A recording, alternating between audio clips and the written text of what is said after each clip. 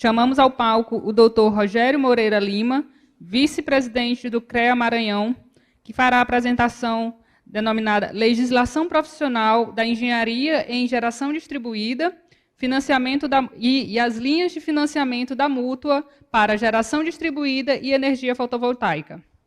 Então, nós falaremos sobre legislação profissional da engenharia para geração distribuída fotovoltaica e as linhas de financiamento da mútua, né? O Acórdão 1925 do TCU, decisão plenária, deixa muito clara, né, a distinção e a função dos conselhos de fiscalização profissional para as entidades de classe e sindicato.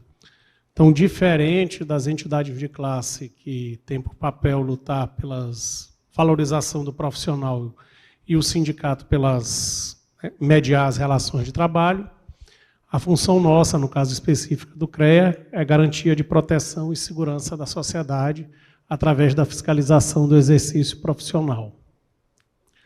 O exercício ilegal da engenharia, ele acontece quando o profissional, pessoa física ou jurídica, trabalha sem registro no CREA, profissional que desenvolve atividade para o qual ele não tem atribuição, quem empresta o nome para desenvolver qualquer atividade, venda de RT, profissional que trabalha com registro suspenso e firma, organização ou empresa que desenvolva atividades previstas por essa lei. Além do exercício legal, existem as infrações de ordem ética e as penalidades mais graves, que são o cancelamento de registro por má conduta profissional, escândalo ou crime infamante.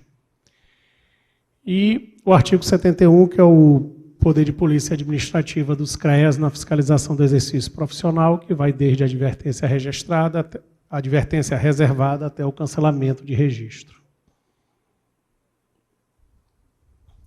Essas são as profissões, as atividades características dos engenheiros, né? Aproveitamento e utilização de recursos naturais, que é o caso nosso aqui, de geração distribuída, da parte da geração distribuída, meios de locomoção e comunicações, as partes das obras, né? Edificações rurais, urbanas rurais regionais, instalações de acesso à costa e massa d'água, que envolve também um pouco, se a gente pensar em PCH, né?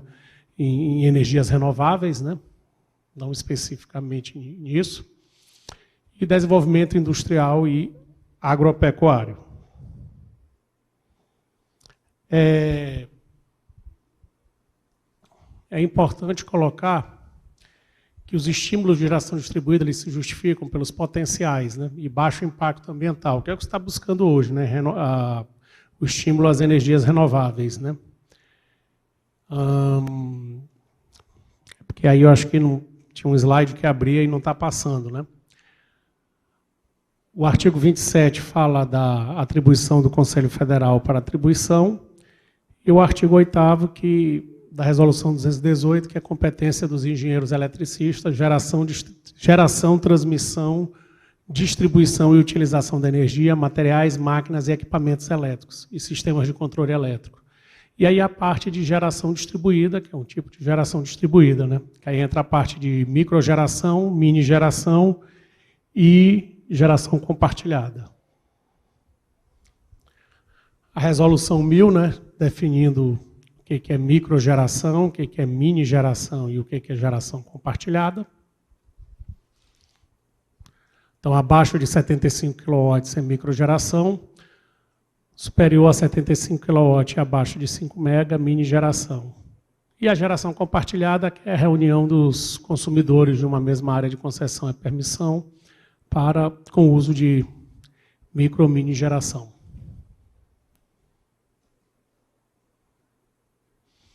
Alguns acidentes que têm acontecido na área, né, de geração distribuída, né? Tem esse site aí que coloca ilustra alguns acidentes, e aí é importante o posicionamento, né, tanto nós como da própria Associação Brasileira de Geração Distribuída, né, que tem batido muito forte na parte de qualificação e certificação, né, para ter qualidade, né, na entrega desses serviços. Nós, no CREA Maranhão específico, em 29 de julho, foi nosso dia D de prevenção a acidente, onde fizemos um grande evento. Ano passado, a nossa resposta, em junho, foi criar a Comissão de Análise e Prevenção de Acidentes em caráter permanente, para acompanhar todos os acidentes que envolvem engenharia, agronomia, geografia, geologia e meteorologia. No final desse ano, do ano passado, o Conselho Federal de Engenharia baixou a Resolução 1134, onde ela definiu no artigo 2º dela 2 aspectos importantes de mudança em relação à fiscalização do sistema CONFEA-CREA. No inciso 1 está ali, está em cima, mas está mostrando ali, é risco social e proteção à vida. Então, a partir de agora, vai ser prioridade fiscalizar o que envolve algum risco social e possa garantir a proteção à vida. A profundidade adequada na fiscalização. Então, hoje, a fiscalização tem que adentrar em aspectos de qualidade. Por que de qualidade? Para saber se tem algum erro de projeto. Se tiver algum erro de projeto e tiver profissional envolvido, tem que se apurar se tem exorbitância, acobertamento profissional, falta ética ou má conduta profissional. Se for leigo, aí é artigo 6º e autuar, né? Então, isso dá uma força maior à fiscalização e, obviamente, dos CREAs vai ter que ser um investimento maior, inclusive com contratação de bastante engenheiro para fiscalização, né? O artigo 17, que fala do fiscalização preventiva integrada, então cooperar com diversos órgãos, Ministério Público, Defesa Civil, Corpo de Bombeiro, para fazer operações com vista à prevenção, obviamente, de acidentes. E a fiscalização dos sinistros, que a partir de agora os CREAs vão ter que, solicitado ou de ofício, tomar iniciativa, né, para desenvolver subsidiar a ação da Polícia Civil e de outros órgãos da administração pública, né? É a fiscalização do sinistro, né? Faz a fiscalização do sinistro, determina o que houve no sinistro, se é exercício legal ou se é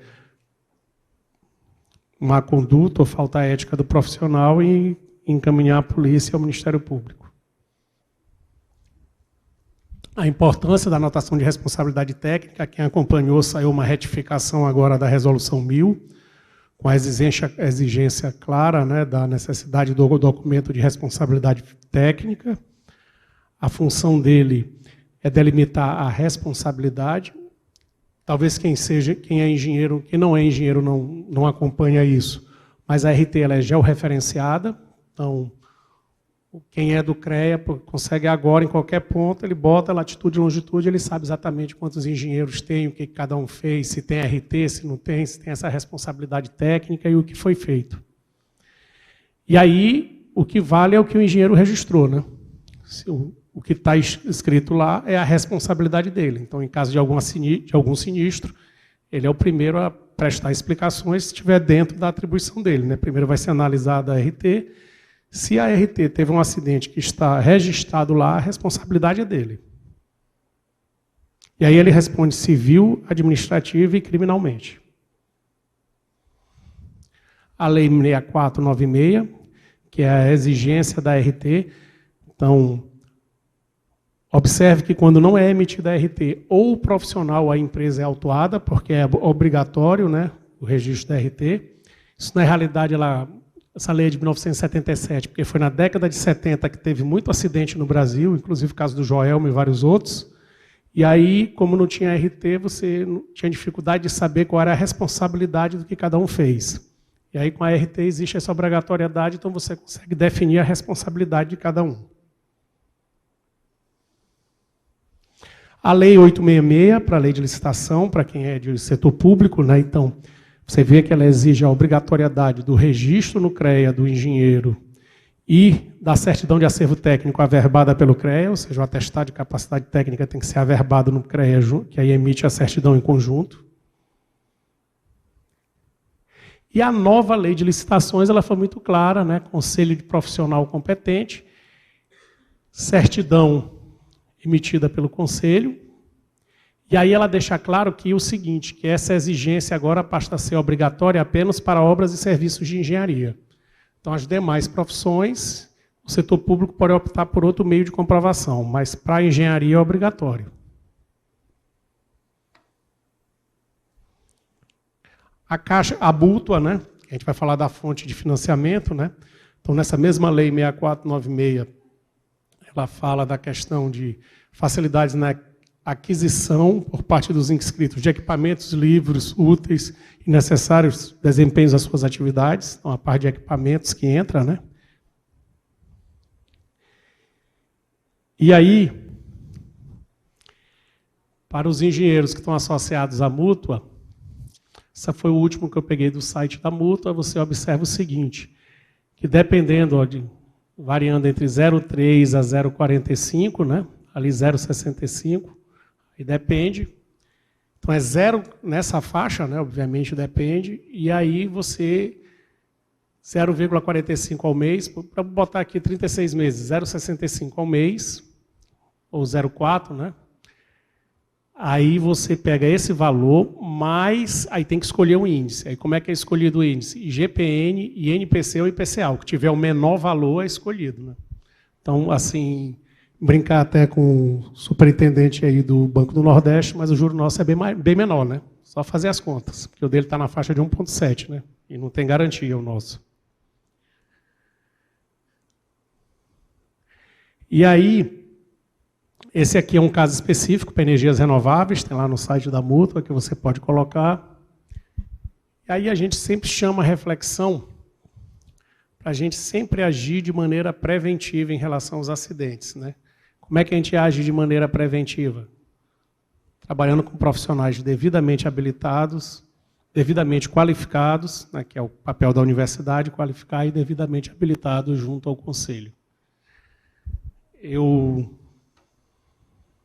Aqui as referências, agradecimento à assessoria parlamentar e gerência de relações institucionais do CONFEA, Procuradoria Jurídica do CREA, Superintendência de Fiscalização do CREA, ao professor mestre Patrickson Marinho Santos, engenheiro eletricista, colega nosso, coordenador da Câmara de Elétrica do CREA Maranhão, e ao presidente do CREA Maranhão, Luiz Plécio. Quem não me conhece, eu sou Rogério Moreira Lima, tenho mestrado e doutorado em eletromagnetismo aplicado, né, na parte de radiopropagação. Sou coordenador da Comissão de Análise e Prevenção de Acidentes, vice-presidente do CREA Maranhão, professor da Universidade Estadual do Maranhão e, recentemente empossado, acadêmico colaborador da Academia Maranhense de Ciências. Muito obrigado, estou à disposição dos senhores.